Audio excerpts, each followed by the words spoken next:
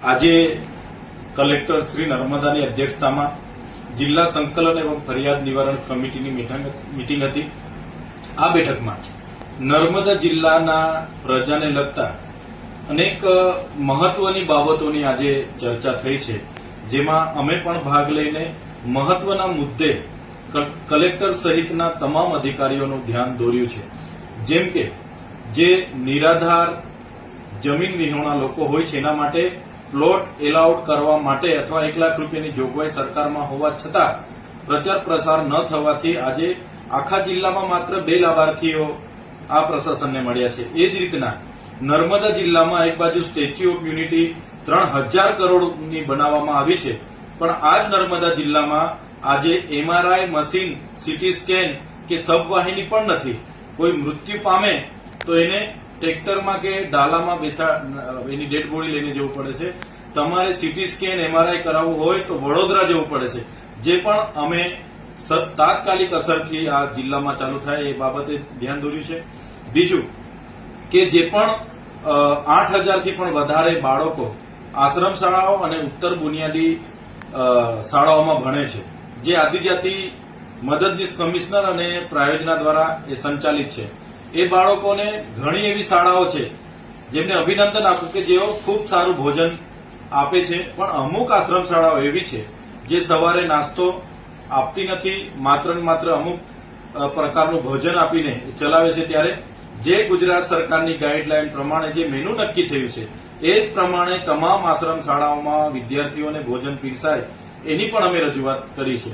નર્મદા જિલ્લાના જેટલા પણ વન વસાહતના ગામો છે જેને રેવન્યુના ગામો જેટલો લાભ મળતા નથી, ત્યારે આવા વન વસાહતના ગામોને પણ મહેસૂલી રેવન્યુમાં તબદીલ કરવાની આજે અમે રજૂઆત કરી છે। એ જ પ્રકારે નેશનલ હાઈવે 56માં જે ડિમોલેશન થયેલું છે એ લોકોને પણ ત્યાં જીવન નિર્વાહ માટે નાની નાની દુકાનો હતી એમને પુનઃ સ્થાપિત કરવા અથવા એની વૈકલ્પિક વ્યવસ્થા કરવામાં આવે એની પણ રજૂઆત કરી છે। આજની તારીખમાં જે નર્મદા જિલ્લામાં જે ડિમાન્ડ હતી યુરિયા અને ડીએપીની, તો યુરિયા અને ડીએપીનો પૂરતો સપ્લાય નર્મદા જિલ્લાને ન મળવાથી આજે ચિકદા, સાગબારા અને ડેડિયાપાડા તાલુકામાં ખાતર માટે જે લાઈનો લાગી છે ત્યારે પૂરતો સપ્લાય એ ખેડૂતોને મળી રહે એની માટે પણ વાત કરી છે। એ જ પ્રકારે યુરિયા સાથે કે ડીએપી સાથે નેનો યુરિયાના નામે 2 બોટલો પકડાવીને 200 રૂપિયા ખેરવી લેવામાં આવે છે। એ દુકાનદારો આવી રીતના ફરજિયાત બોટલો ના આપે એની પણ અમે રજૂઆત કરી છે। એક પ્રકારે નર્મદા જિલ્લામાં ગ્રામ પંચાયતના વીસી થી લઈને જીઆરએસ હોય, કોમ્પ્યુટર ઓપરેટરો હોય, પટાવાળા હોય કે સિક્યુરિટી ગાર્ડ હોય, રોજમદાર હોય, જેટલા પણ લોકો તાલુકા પંચાયત, જિલ્લા પંચાયત, વન વિભાગ કે મામલતદાર કચેરી કે સિંચાઈ, મનરેગા, ડીઆરડી જેમાં પણ જે લોકો નોકરી કરે છે, સર્કિટ હાઉસથી માંડીને બધામાં, એ લોકોને તાત્કાલિક અસરથી ગુજરાત સરકારના નીતિ નિયમ મુજબ લઘુત્તમ વેતન ધારા મુજબના તમામ લાભો આપવામાં આવે અને પગાર પણ આપવામાં આવે એની પણ આજે અમે રજૂઆત કરી છે।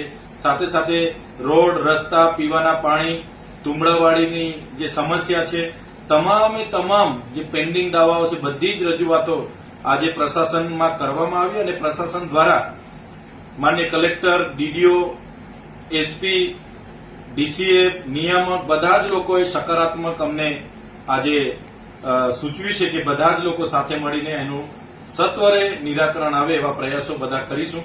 ત્યારે આજની જિલ્લા સંકલન સમિતિની બેઠક એ તંદુરસ્ત ચર્ચાઓ અને સારી ચર્ચાઓ થઈ અને નર્મદા જિલ્લાના લોકોના હિતની ચર્ચા થઈ અને જેમાં બધા જ લોકોએ સકારાત્મક અભિગમ અપનાવ્યા છે અને આવનારા દિવસોમાં નર્મદા જિલ્લામાં છેવાડાના વ્યક્તિ સુધી સારામાં સારી વિકાસના કામો થાય એ અમારા પ્રયાસો છે।